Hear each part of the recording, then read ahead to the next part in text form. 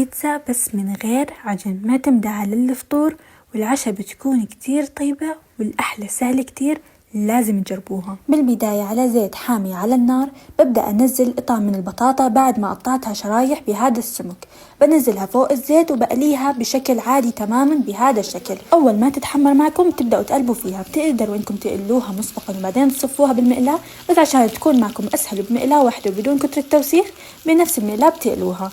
وعندي هون ببدأ أجهز البيض، بضيف كمية البيض المناسبة لكم أكيد.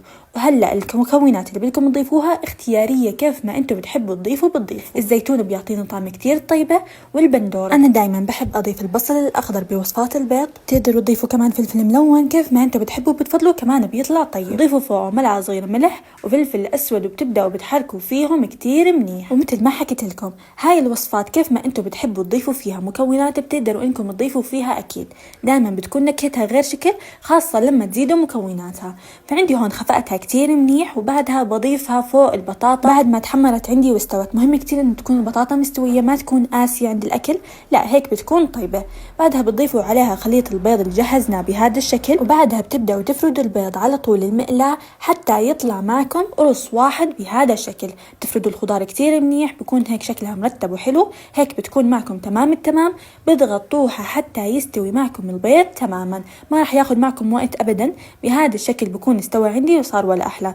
اكيد بنجم هاي الوصفة هو الموزاريلا، ممكن تضيفوا موزاريلا او جبنة اشقوان اللي توفر عندكم اكيد. بتغطوا وجهها كامل بالموزاريلا، وبعدها بتغطوها حتى تذوب معكم الجبنة تماما.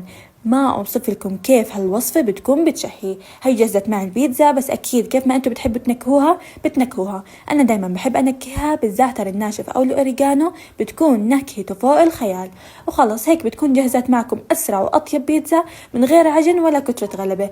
اطيب فطور ممكن انكم تاكلوه، ما بتاخد معكم وقت ابدا بالتحضير. هذا غير انه فيها قيم غذائية كتير عالية. انا دايما وصفات الفطور بحب اني ابدع فيها، لانها دايما بتخليكم رايقين طول اليوم، فخاصة هلا بموسم المدارس قدموها لاولادكم رح ينبسطوا عليها كتير. عينكم بس انتوا على مطة الجبنة، ما احلاها هاي المطة، هي احلى اشي. وهيك بنكون خلصنا البيتزا تبعتنا لهذا اليوم. بهمني كتير اني اعرف رايكم بالتعليقات، بكتبوا لي رايكم بالتعليقات. لا تنسوا تدعموني انا مطبخ السوم عشان اضلني انزل لكم مثل هالوصفات الطيبة.